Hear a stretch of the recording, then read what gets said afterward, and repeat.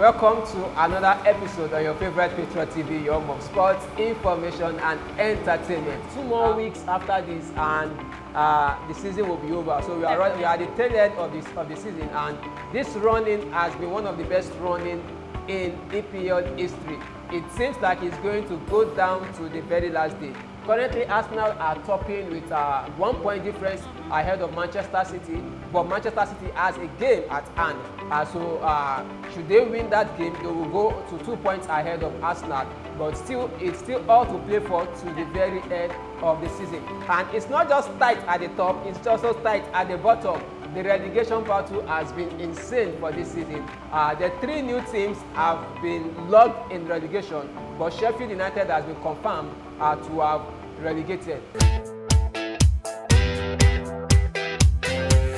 Alright, good day everyone, fans of football and fans of PatriotTV. Welcome to another episode on your favorite PatriotTV, your home of sports, information and entertainment. Alright, so we'll just go straight into it. My name is Adewale. It's nice to see you again. And with me is my co-host for today, Miriam. Miriam, how are you doing? Okay. I didn't forget your name this time. 2 more weeks after this and the season will be over. So we are at the tail end of the season, and this running has been one of the best running in EPL history. It seems like it's going to go down to the very last day. Currently, Arsenal are topping with 1 point difference ahead of Manchester City, but Manchester City has a game at hand. Should they win that game, they will go to 2 points ahead of Arsenal. But still, it's still all to play for to the very end of the season. And it's not just tight at the top, it's also tight at the bottom. The relegation battle has been insane for this season. The 3 new teams have been locked in relegation, but Sheffield United has been confirmed to have relegated. But in that relegation battle, we still have teams such as Luton Town, Burnley, Nottingham Forest, and even Brentford. And Everton seems to have escaped, and though they are not totally out of it, but they seem to be fairly safe so far yet. But it's EPL, don't assume. It's difficult to assume. So we'll see how it goes. We'll see how it goes. So let's just look at our fixtures for this week. So the first fixture is Luton Everton. They are both locked in relegation. But for me, I think personally, I want Luton to stay. I don't know who else will join Burnley and Sheffield, but I want Luton to stay. I don't know about you. Yeah, I also want Luton to stay, but the injuries they had that really affected them more than because I remember their championship game last season. I think they won. It was Burnley that was stopping. It was Burnley that won. Yeah. And they came into the Premiership with the likes of Morris, who happened to be the highest goal scorer for them in the championship last season. And looking at where they are this time, so unfortunate that the 3 of them, the 3 promoted teams, are all going the same way they came, and that is quite shocking. But then I'd love Luton to stay as well. But talking about the 3 promoted teams, I don't know, is it because of the gulf in quality between the Premier League and the Championship that they are finding it difficult to cope, or is it because they are being naive? What do you think is the reason why? Yeah, I wouldn't say it is naivety, but then it's as if there's this adage they say that when you enter the ocean, you don't know how deep the ocean is till you jump in. That's true. Because if you look at Premiership is now very, very competitive. The people there are not willing to go down. The ones up are not ready to back down for anyone. So it is very, very competitive. I think, let's just say they weren't prepared for what they met. Okay, so they weren't prepared for what they met in the Premier League. Yeah. And speaking of teams coming from the Championship to the Premier League, shout out to our very own Wilfred Ndidi and Kelechi Iheanacho, the senior man. They helped Leicester City to get relegation back to the Premier League after just a season out. And also shout out to Jamie Vardy, the oldest man who has just been tearing it up both in the EPL and in the Championship. Highest goal scorer, leading highest goal scorer for Leicester City at the moment, or I think he's still behind this Englishman. I've forgotten his name, but I'm not sure. But I'll confirm that for you. But he's really tearing it up, and also he started Premier League late, but he's gotten close to 100 goals in Premier League, and that is just an amazing record. So we look forward to seeing him in the Premier League next season with senior man Kelechi Iheanacho and Wilfred Ndidi. Okay, so let's just go into the battles that we are going to see for this week. Let's go to the battles we are going to see for this week. So we've already spoken about Luton Everton. Yeah. Okay, so let's move on. The next game is there's another team in the relegation zone which I want us to talk about is Nottingham Forest, and they are playing Sheffield United, who was already relegated. So do you think Sheffield is at home, but do you think Sheffield will roll over for Nottingham Forest? No, it's not going to come easy like that. In the championship, I mean the Premiership, the clubs at the relegation zone always battle it so hard, even when they knew they have nothing to play for. So they're just going to play for pride? Yeah, Sheffield is not going to take it easy on Nottingham Forest. So it is now time for them. I don't know how they are going to come into the game, but they need to win that game if they want to survive it. All right, they need to win that game. But actually, my heart goes out to Sheffield United because I've been fortunate enough to watch a lot of their games this season. They actually play very good football. They are quite solid. It's just unfortunate that they can't just get it right in the Premier League. Most times they score early, but somehow they lose concentration and concede goals and lose the match. At times they trail, and then somehow they have that tenacity to fight back and get at least a draw in that game. But it's unfortunate they've gone so long without a win, and they are going back pressure to the championship. But I hope that they keep the coach and their players and they improve the squad so that we can see them in 2 seasons time. And let's not forget something. I think Sheffield are the first team to sack their coach for this season in the Premiership. Yeah. Yes, they sacked their coach. They brought in another coach who actually stabilized them, but the fortunes have not really turned for them in favor in that aspect. Okay, moving on. Another relegation team, Burnley, they are at home to Newcastle United. Remember, Newcastle, they have a very good record against relegation teams. So what do we expect from this game? I know Newcastle is playing away from home, and they are playing Burnley. And we know how Burnley played against the big teams. Yeah. They know how to fight when facing the big teams. And this game is going to be, looking at it, it's looking like it's not going to be an easy win for Newcastle, because they will definitely battle it with them, because they also want to see if they can have a chance to scale through. Yeah, but Newcastle have some injured players. Looking at Fabian Schär and Trippier and the likes, but I think it's going to be, they are going to have an edge in this game over. Due to their quality, right? Yes. All right, so we are going to see that, but I expect a good tactical match because Eddie Howe has shown how tactical it will be, and we've seen the way Vincent Company arranges his team. Very, very good technicality in those teams, the way they play, the way they move the ball, the way they build up part of the back. It's very interesting. So for me, I expect a close game actually, but I think Newcastle should be able to get it. But at worst, it's going to be a draw. Let's see how that goes. Okay. All right. Let's look at a game that has Nigerians in it. Brentford at home at the G-Tech Stadium against Fulham. So we are looking at the tank, Frank Onyeka, against the duo of Alex Iwobi. Happy birthday in arrears, Alex Iwobi. Your birthday was just yesterday or a couple of days ago.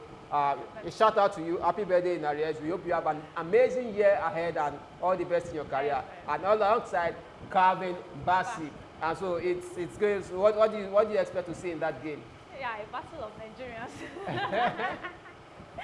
Well, Fulham have been exceptional. They've been doing so well lately. And for Brentford, I know when Tony came back, Wissa couldn't, he couldn't. He hasn't been able to play as a point man. No. And that has really affected them so well. And since Tony came back, he hasn't been the Tony we used to know, because his performance has really dropped and all. But against Fulham, wow. I'm going to give it, I know Brentford is playing at home. Yeah. And they know they are in the relegation zone, so they won't want to relegate. And they'll try as much as possible to do anything that will take them away from that zone. Yeah. So I know it's going to be a tough game.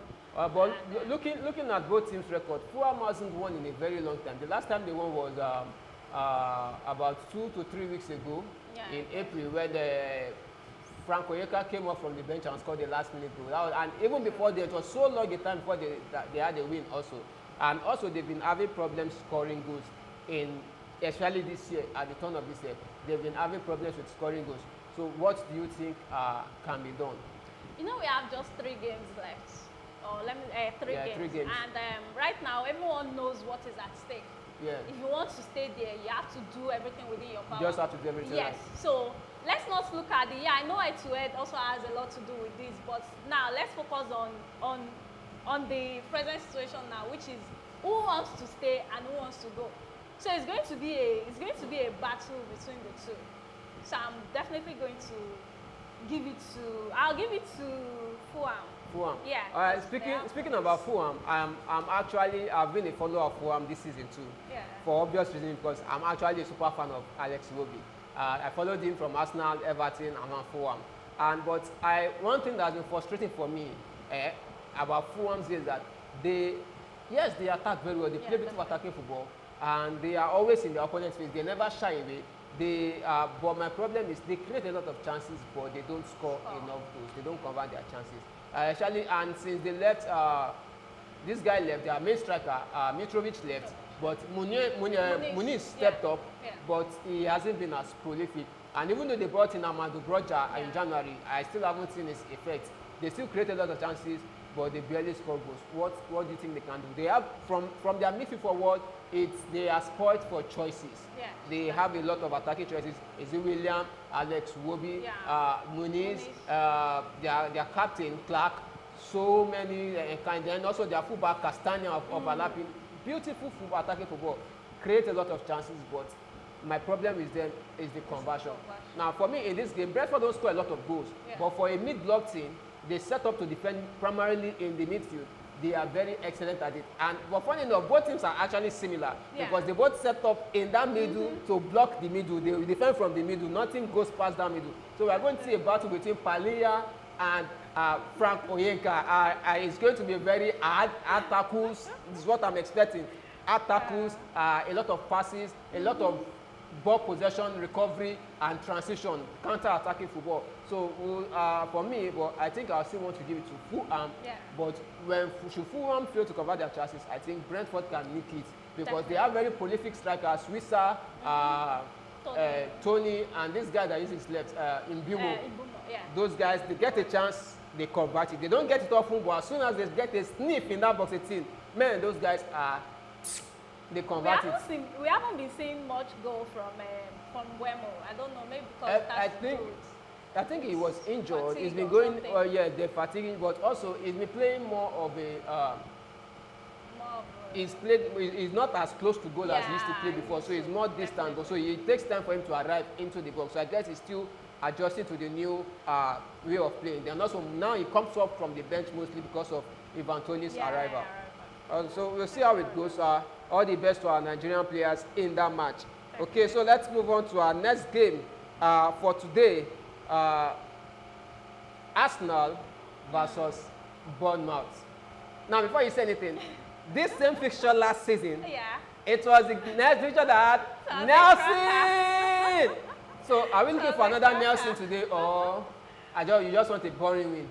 Well, I think it's good. I'm not trying to be proud, though. I think it's going to be a boring win because I remember in the first leg, Arsenal went to their home to defeat them by 4-0.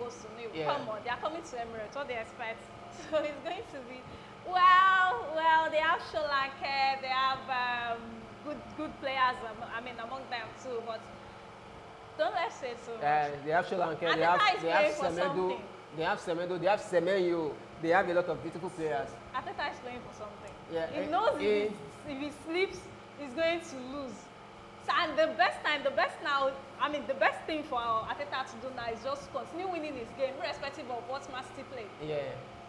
So now tell me, do you think he's going to? Well, from the presser he had before this game, he was asked about it. He said, all he wants to do is win his own games. And then hopefully pray and hope that something happens and Manchester City drops points. That's the only thing is there. But for him, his focus is just winning his own games. So I think that's just the truth. It is no longer in Arsenal's hands. No. It is for Man City to lose.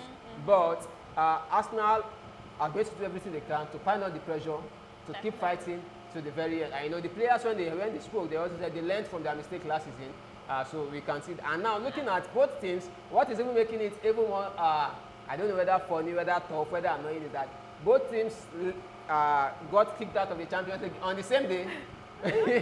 On the same day, so neither one has advantage over the other. So they are both free of any other responsibility. This is the only thing that they are focusing on at the moment. And one funny thing about the two teams is that they both have attackers.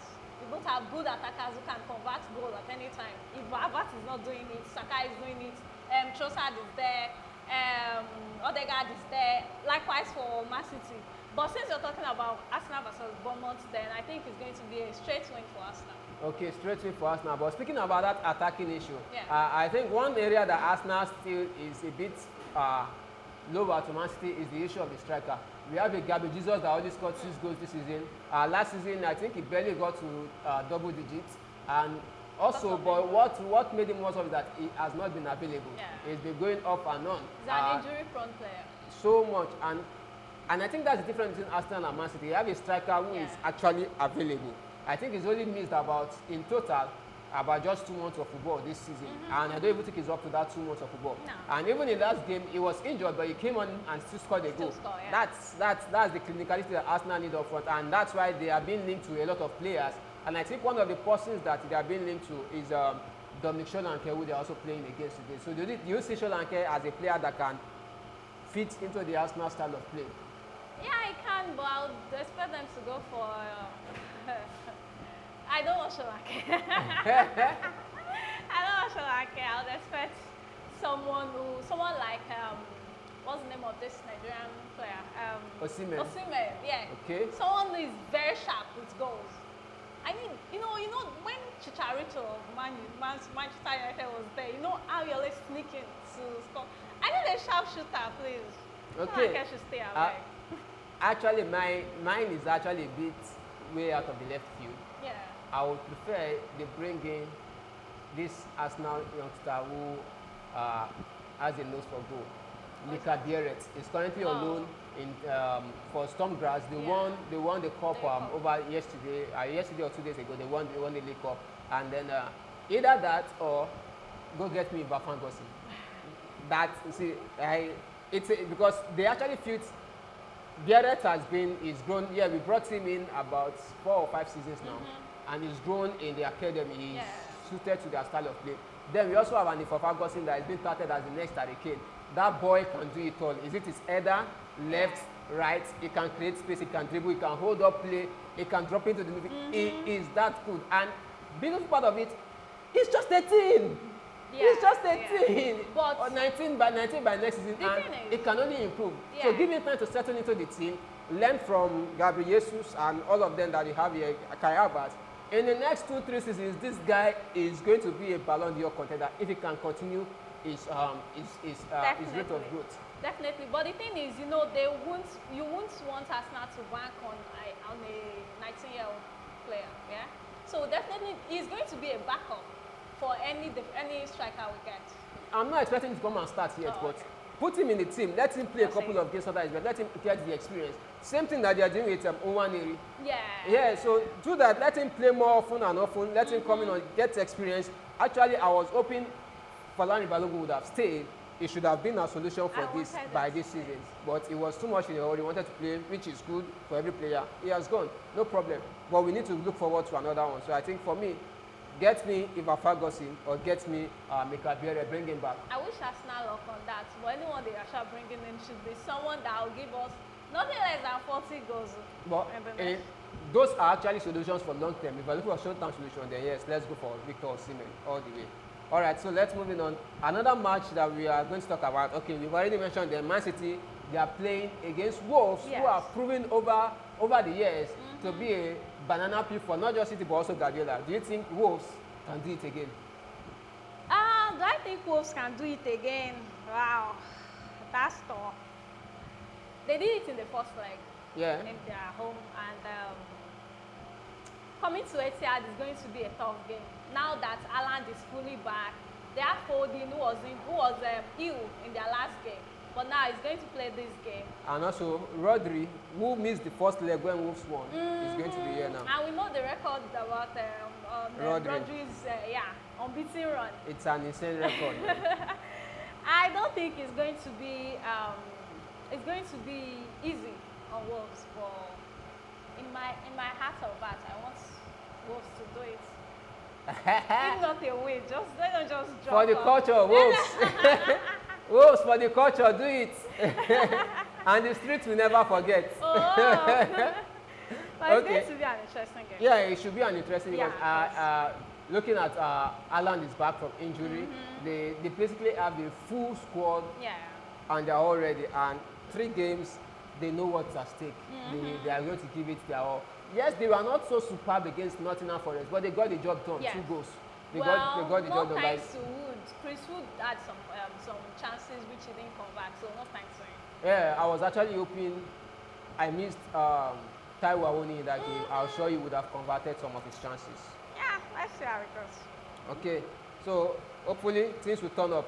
So for the next set of games that we're going to look at, we have games on Sunday, coming up on Sunday. So let's look at them quickly. We'll see games between the middle teams now. Chelsea, West Ham, all of those teams, Tottenham and Liverpool. Let's speak about Liverpool. Yeah. Tottenham, Liverpool.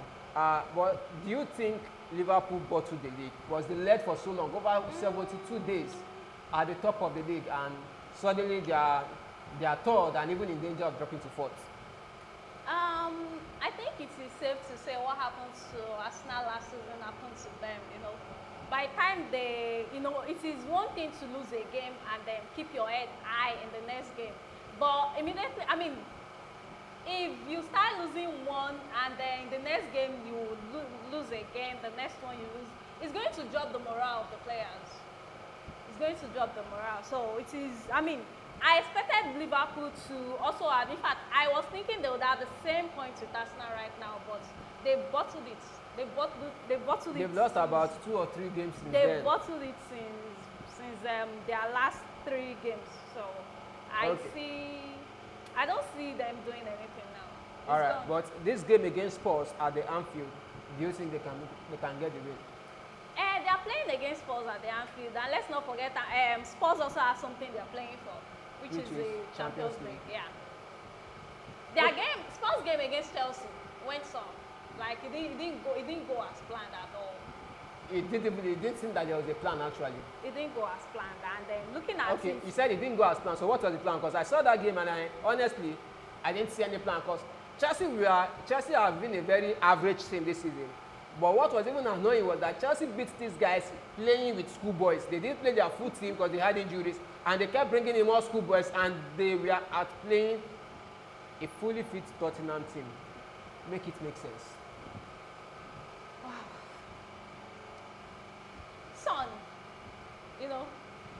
Son played the game.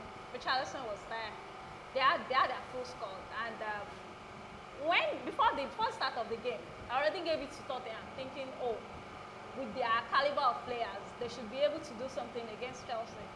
But when the game started and we see, the chances Chelsea had and all, it felt like the full squad of Tottenham didn't come to party. Yeah, I thought they didn't come to that party. They didn't come to party, and with that particular match, it felt as if they've also lost their chance. Because Aston Villa is not going to relent for them to... And the funny thing was that about a month back, Tottenham fans were shouting they were going to be the title deciders because they had to play Arsenal, Liverpool, and Man City. And since then, they've played Arsenal. Arsenal trashed them 3-2. They've played Chelsea. They played Chelsea. They lost to Chelsea. Now they're playing Liverpool, and they still have Man City to play. And let's not forget the trashing against Newcastle too. Yeah, the Newcastle trashing. They've just been off the pace recently. So for me, I'm giving this game to Liverpool. Liverpool should be able to make it. Yes, they are low on confidence, but there is that culture that Klopp has imbibed. Yeah. And for me, that culture was what brought Liverpool this far. Because to be fair to Liverpool, they've had a lot of injuries this season.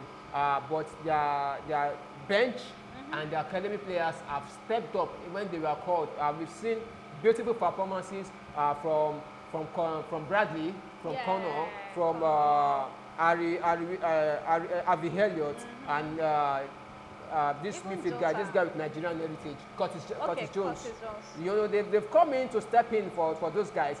And even for me, but my best player for Liverpool in all of this, most of the season was Endo. He was brought in to be a squad player, but he got the chance and he proved himself to be unmovable. They couldn't move him in that middle. He became a backbone that they didn't know they needed. And also their form also began when he began to decline because he was tired. He played too many games, no cover for him, and it was beginning to tell on him also. So it was very important. But we saw that culture. That culture kept them going.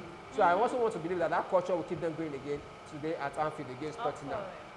All right. I expected more from the likes of Gakpo, the likes of Nunes. Nunes has had so many chances this season, but which he couldn't convert. Yeah, actually, I think there was this thing I saw recently between who has lost the highest big chances. So it's between Nunes and Jackson of Chelsea, and it really is, and not just Nunes for Liverpool.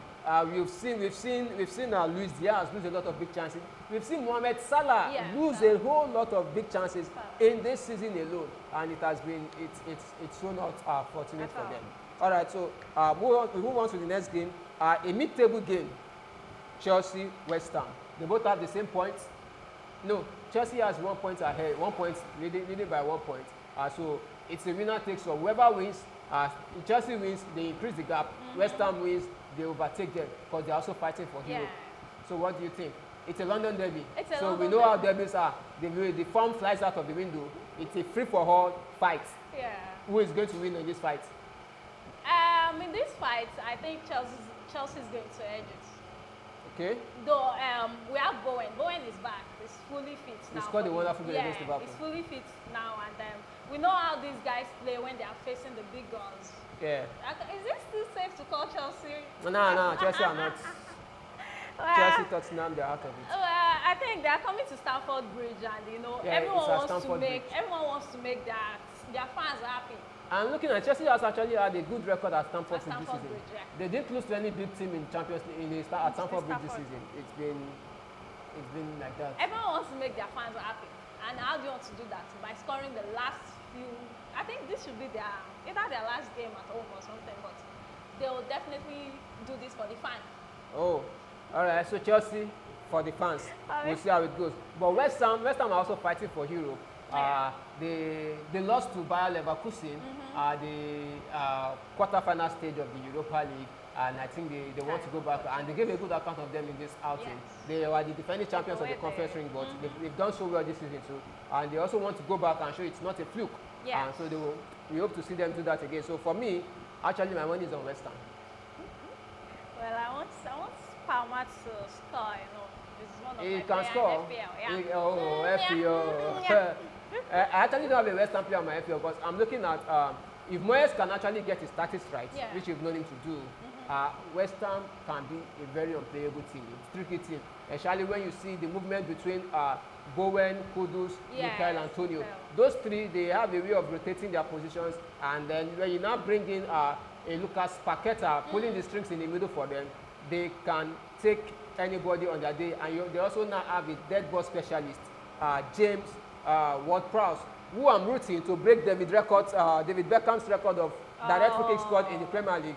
He has already equaled it. They are both on 18. Nice. So one more. Ward-Prowse, you can do it. One more, just one more, and you become the record holder. All right, so the last game for the week. No, we still have. Okay, no, 2 more games. Brighton versus Aston Villa. This is another beautiful game of tactical football. Football tacticals. This is a game you should watch. Watch the beautiful tactics of Roberto De Zerbi being pitted against the masterclass of Good Evening Unai Emery. What do you see? Wow. Brighton started the season so well, with the likes of Solimarch, Mitoma coming to game. But all of a sudden, by the time these guys started having injury, their performance dropped. They haven't won their last 5 games. It has always been either lose or draw. So they're playing against Aston Villa in their home. They are too. I don't see them doing any. I don't see them doing any magic in the game. Okay. I don't see them doing any magic because I think no, not I think. Aston Villa need it more than them. So Watkins and Bailey, who else is there out there? Diaby. They won't give these guys the chance to win over them. Oh. So it's going to be a tough one for Brighton. Okay, a tough game for Brighton. Yeah. So I think for me, it depends on who gets their tactics right on the day. That setup is going to be very important. But Aston Villa have shown a great adaptability. They are able to adapt to changes in practice quicker. Sure. But we've seen Roberto Zerbi is quite rigid in his tactics, but he is always willing to change. So once it's about guessing what tactics is going to go for in the beginning. But we'll see how it goes. But for me, speaking about the injuries they suffered, that's Brighton. I think for me, part of what majorly affected them was squad management and European football. When they didn't have European football last season, Brighton was a scourge to any team. Sure. You go to play there, whether they are coming to your home or you are going to their home, you have to make extra preparation for that. But this season, especially when they play midweek in Europe, then the weekend, they either draw or lose. They were always out of the races. They were jet lagged, they were tired. Even whether they played at home or they played away, it didn't matter. They've been awful. But then, I think also, where squad management also comes because they began to have a lot of injuries to their main players because of the weight of the fixtures upon them. I think they need to improve on their squad depth and see how hopefully they can do better with that. And let's not forget the guys they sold, the likes of Casedo and those are part of they sold Caicedo, they sold McAllister, which are Sanchez, their keeper. Sanchez, their keeper, their goalkeeper. But one thing they've known Brighton for is that they never seem to miss the players they sold. Oh, true. And if you look at their performances, it's about the same, but just as eye-catching as they did last season. And so, but they brought in young guys, Baleba. They brought in, we saw Esiso coming to his own. They brought in João Pedro. They brought in good players, and then they loaned in this Barcelona former prodigy. But we've seen this season has not really been it for them. But hopefully, injuries, but with better management, they can get better results. For me, I'm going for a draw in that game. I'm giving it to Aston Villa. Giving it to Aston Villa. All right, no problem. So the last match for the week. Manchester United versus Crystal Palace at what's that stadium again? At Crystal Palace is at home. So they're playing at home. Selhurst Park. Thank you very much. So Selhurst Park. So we are seeing a rejuvenated Crystal Palace since they brought in this new coach. It's still a new way of playing. They pass the ball well, they hold the ball well. So we saw their goal against Liverpool at Anfield, and even Klopp had to go, wow, And then, so from there, they defended well, they held on to the game. So I think I'm seeing this new improved Crystal Palace side. And against a Manchester United that you don't know which man is going to come to play. An unpredictable Manchester United. So to me, this is one of the fixtures of the week. Crystal Palace Man U. A rejuvenated Crystal Palace against an unpredictable Manchester United. So what are your thoughts? In this game, I think Eze is not. It's still 75%. He has 75% chance of playing. We don't know if he's going to play or not.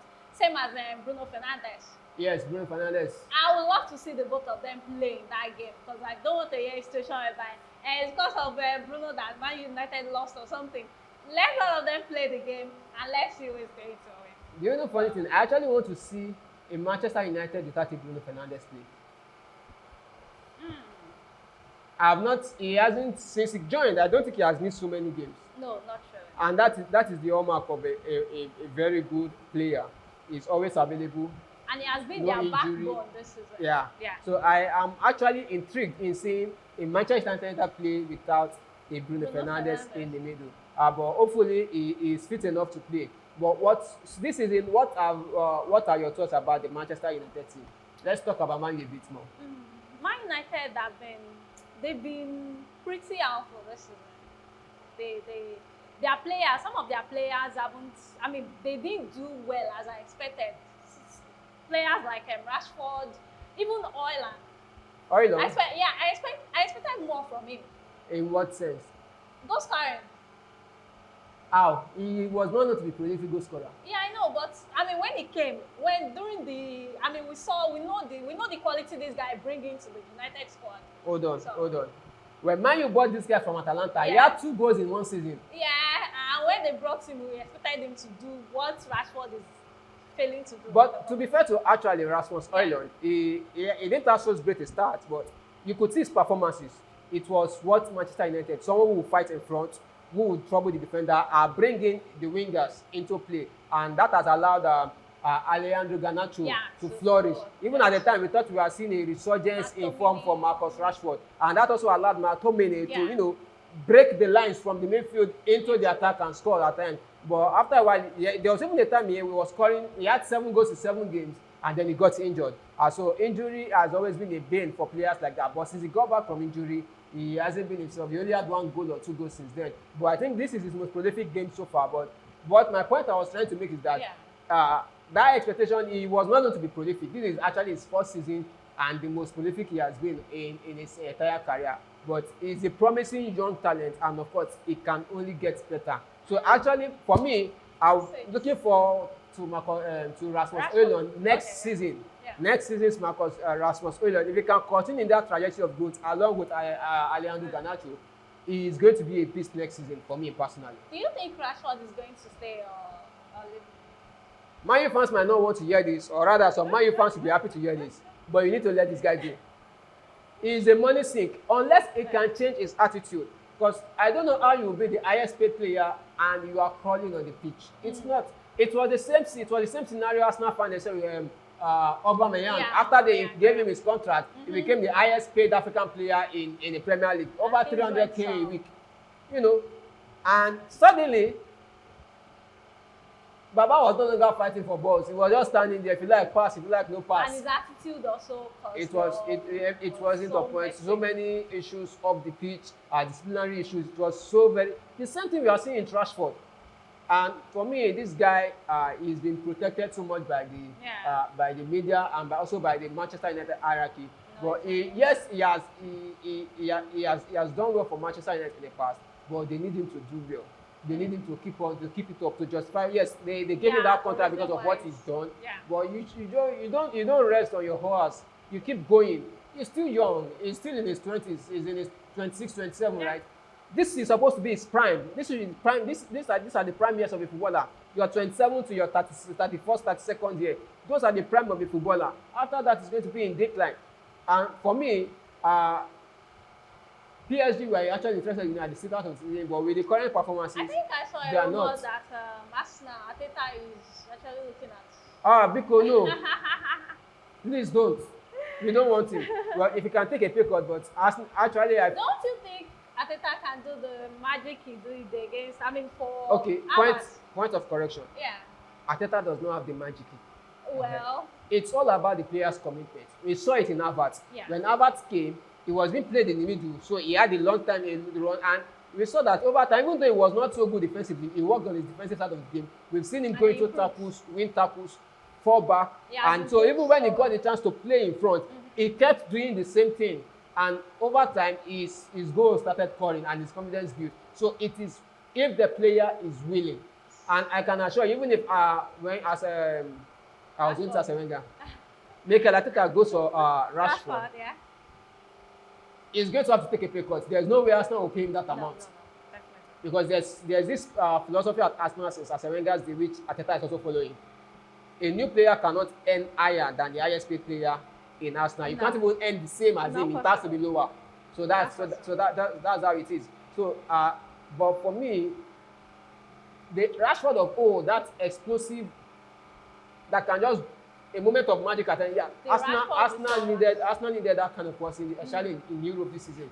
In that game against Bayern Munich, he had someone like that.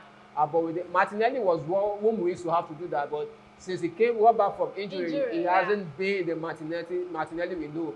Then also because it's the way he's been played, the way Arsenal play, we don't play so much transition football again. So his space is not being used to full effect like we saw last season. So so hopefully, but we need players who can just decide to change the game on their own and do that. And Rashford can actually give you that when he's in his form, when he's in his person. But so far in the last 2 seasons, he hasn't been that person, and I'm not interested in that. I'd rather go for a Rafael Leao, go for a Rafael, or just bring maybe to Osimhen or something. But no, I don't want any Rashford. Arteta is not a rehabilitation center. Thank you very much. So, well, let's go back to the game. Man U Crystal Palace. What do you expect? Who is going to take the game? Is it going to be a draw, a win, or what's it going to be for you? Nana has already broke a lot of records this season. So, Olisa is now fit, so he's definitely going to play the game. Yeah. And I don't know if Nana can escape any goal coming his way. It's going to be a 50-50 for me. Either I win or draw to Crystal Palace. It's going to be a goal first. Yeah, there are going to be definitely. goals. There are going to be goals, definitely. Can't escape. All right, speaking about goalkeepers, David Raya has been awarded the Golden Glove of the season, 14 clean sheets, followed closely by Pickford. See, Pickford is underrated. I'll tell you that for free. I can't imagine playing for an Everton team that is partly for relegation, the quarter points, and keeping 12 clean sheets. About the same amount of clean sheets he kept last season too for Everton. In a mid-table team. Now imagine putting in the top team with good defense. Boy, I don't think that's going to be possible. He's coming from the top team before going to Everton. And the thing is, Pickford, I think the point deduction really helped them. Yeah, it lit a fire in them. Yes. After the point deduction, the way they performed was so massive. Like, they were just fighting to get, it's as if they wanted to get back to FA. Like, you guys took 10 points, but we won't let this slide. At the start of the season, Chelsea were going to go for Pickford, and I wonder why they pulled out of that deal. But Sanchez. I will take a Pickford over Sanchez any day, anytime. They pulled out and then they went for Sanchez, especially after they loaned out Arrizabalaga. Yeah. But I was actually happy and excited to see a Pickford in a team like Chelsea. But I'm glad they didn't go because Chelsea were not the team I thought they were back then. But I'm really looking forward to seeing a Pickford in a top team. And when I say top team, I don't mean, I'm not talking about Tottenham though. But I mean a team that can actually challenge. Are you saying Tottenham is not a top? For now, no. They have a long way to go. Wow. See, Tottenham are they are eccentric. Yeah. They turn up, they don't turn up. When they turn up, they are a wonderful team to build. But when they don't turn up, they are a relegation team on that day. So you can't really find the middle ground for them. And that inconsistency is part of their problem. So for me, that is not a sign of a top team. A top team has a certain level of consistency for them, and that is what makes them work. So that for me, no. But I was actually talking about more of a Manchester United, a Chelsea of 2 seasons ago, and yes, Tottenham of 2 seasons ago. Yes, you would have seen a Tottenham, a Pickford, with Harry Kane, all of them. You would have seen a Pickford shine in that team. But basically, a team with a good defense, put in Pickford in that team, and I'm telling you, man, that team will go play. Pickford is underrated, one of the best goalkeepers England has ever produced. So that's that about the games for the week. So let me just ask you, which game are you looking forward to seeing the most, apart from Arsenal? It will definitely be Wolves versus Manchester City. Oh. I'm ready to burn my data for that game. Like, I just want to see how Wolves is going to deal with them. Okay. But let's look at the table. As it stands, we have Arsenal on top with 80 points, closely followed with by Manchester City. Sorry, not Man U. Okay, Manchester City, who have 79 points with 1 game to spare, 1 game at hand. So meaning they have it all for them, working for them, 1 game at hand. Then closely followed by which team? By Liverpool. 75. 75. They are out of the race. Yeah, they are out of the running, but hey, they gave it their all. You can't knock them out for that. Then followed closely by Aston Villa, who have 67 points. I think just give that 4th position to Aston Villa. Nobody's going to get it for them. But looking at the table right now, do you think Man U can qualify for the Champions League again? Because it's done and dusted. They have 54 points with a game at hand. 54 points, a game at hand. So meaning they have 3 games left. Yes. And then with Aston Villa, who is sitting. No, on they the don't have a fourth. game at hand though. They No, are on the same. I'm Okay, talking game at about- hand. yes. Yeah, but it's against Tottenham. They both have the same number of games, so it's not a game at hand. And Tottenham's ahead of them with about 6 points. No, I'm even looking at, because it's only four Premiership team that is playing the Champions League. Yeah. So I'm looking at them and the points Aston Villa has now. See, that that's they what I'm can't- saying. no, Yeah, they can't meet up with them. Aston Villa. No, they can't. They can't. So Because that's about 7 points. No, With 3 they games can't. to go. With 3 games to go, no, they can't. So they will need Aston Villa and Tottenham to keep losing all 3 games, and they win all their 3 games. And one of those 3 games is against Arsenal. So, no, they can't. And I think that's another problem with Manchester United. They've been inconsistent. Yeah. I don't know if it's an Eric Ten Hag issue, or a management issue, a culture issue, or a club issue, or the players. the issues are just so much.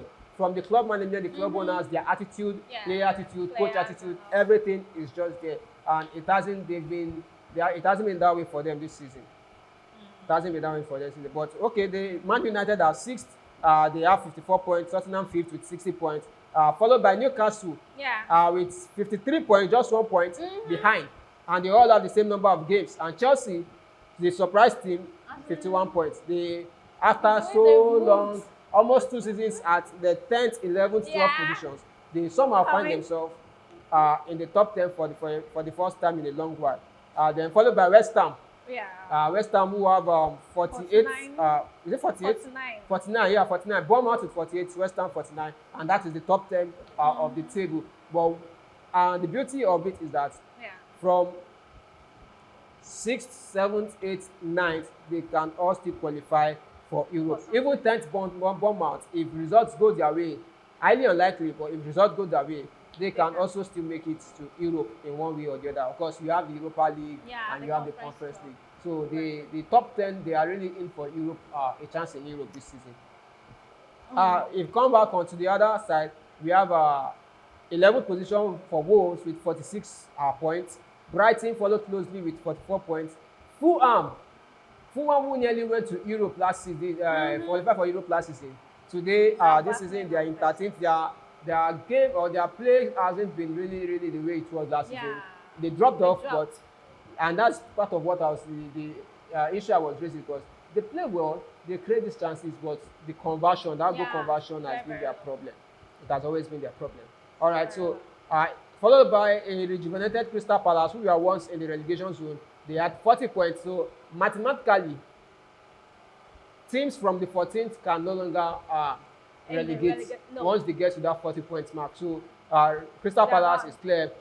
Everton are 3 points shy of 40 points, so they are looking safe, but they are still going to fight for it. Followed by Brentford, who is 2 points behind Everton, 35 points. Then Nottingham Forest and Luton Town, with both of them at 26 points. But is it safe to say Brentford has escaped relegation with the margin between them and Nottingham Forest? It's quite a huge margin. If they just need at least one more win, and they are mathematically through. So, but I think they are much on a safer ground than Nottingham Forest. So it's between Nottingham Forest, Luton Town, and Burnley. Someone is going to drop, and two someones are going to drop. One someone will scale through. Currently, Nottingham Forest stays outside of the relegation zone, but not by much. They're on the same point with Luton Town, but they have a game in hand more than Luton Town. So if they can make it count, good luck to them. Let's see. All right, so that will be all for our review today. Join us next week for another preview. And also, after this game week, we'll also come to give you a review of the games, the goals, the analysis of the games, everything. We'll come give it to you after the match week has been seen to. So it's the running of the Premier League. It's exciting, and we are excited to bring it all to you. And also, we'll also be going to go into the streets to give you fans' reactions like we always give to you. So please do us a favor. Remember to like this video, and also subscribe to our channel, and follow us across all our social media handles, as you can see below on the screens. Thank you for your support. We do not take it for granted. We appreciate it. And also, please share our videos. Share it on all social media. Share it to your friends. Share it to your loved ones. Share it to your families. Share it to people far and wide. Other sports enthusiasts like you. We appreciate it. And also, if you have any comment for us from the analysis that we've given you, please drop your comments. We are ready to interact with you, and definitely we'll reply you on that. Thank you for joining us. Miriam, it was nice having you in the studio. All right, so what do you have to say before we go? Well, thank to the viewers for still keeping it in touch with us. We're so grateful. Like he said, we want you to like, subscribe, and yeah, don't forget to follow the channel. All right, thanks everyone. We'll see you. All the best to our teams, all the best to your teams. May the best team win. Yeah, peace out.